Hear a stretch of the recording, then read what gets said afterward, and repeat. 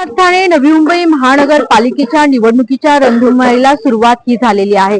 आज आपण घनसोली या ठिकाणाहून आज आपल्या सोबत भाजपचे उमेदवार राजू थोरात आहे। सर, काय सांगाल, तुम्हाला भाजपकडून ही उमेदवारी मिळालेली आहे, कोणत्या प्रभागातून ही उमेदवारी मिळाली?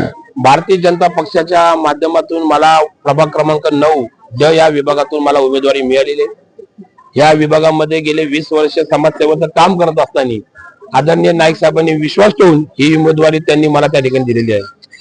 नेमकी कोणते विजन घेऊन तुम्ही या निवडणुकीच्या रिंगणामध्ये उतरले आहात?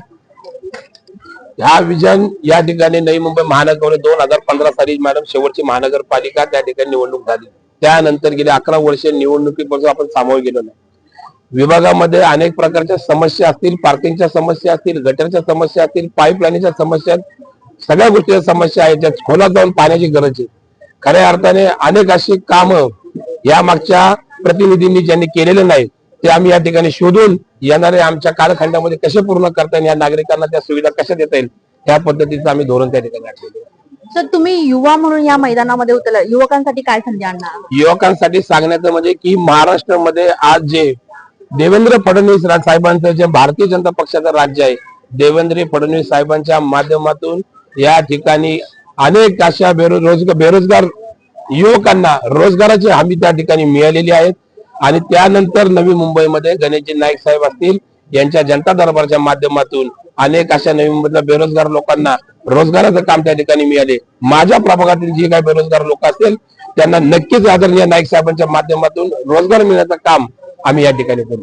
सर, येत्या 15 तारखेला जे मतदान आहे त्यासाठी नागरिकांना तुम्ही काय आव्हान कराल? येत्या 15 तारखेला मतदान आहे।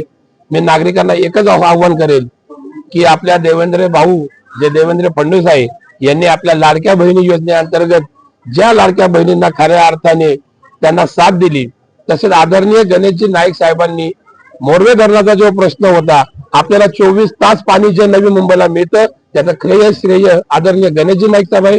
त्या नवी मुंबईच्या विकासाला ज्यांनी चालना दिली, एक प्लॅनिंग डेव्हलपमेंट सिटी ज्याला म्हटलं जातं, त्या प्लॅनिंग डेव्हलपमेंट सिटीचे खरं जे कलाकार आहेत, जे आम्ही म्हणतो त्यांना की आमचे जे लोकनेते आहेत ते म्हणजे आदरणीय गणेशजी नाईक साहेब आहेत। आणि आम्ही एकच सांगतो, ही जनता कुठल्याही गोष्टीला बाहुली न जाता विकासाच्या मुद्द्यावर ही निवडणूक होईल। आम्ही या विकासाच्या निवडणुकीवर 15 तारखेला नक्कीच भारतीय जनता पक्षाचे आमचे 4ही अधिकृत उमेदवार या ठिकाणी तुम्हाला प्रभाग क्रमांक 9 मध्ये निवडून आलेले दिसतील, त्याच्यामध्ये कुठल्याही प्रकारची शंका अशी नाही। नक्कीच आपण पाहिलेले आहे की मतदारांनी विकासाच्या मुद्द्याला मतदान करावे असे आव्हान राजू थोरात यांनी केलेले आहे। व्हिडिओ जर्नलिस्ट राहुल कदमसह प्रिया रिपोर्ट, नवी मुंबई।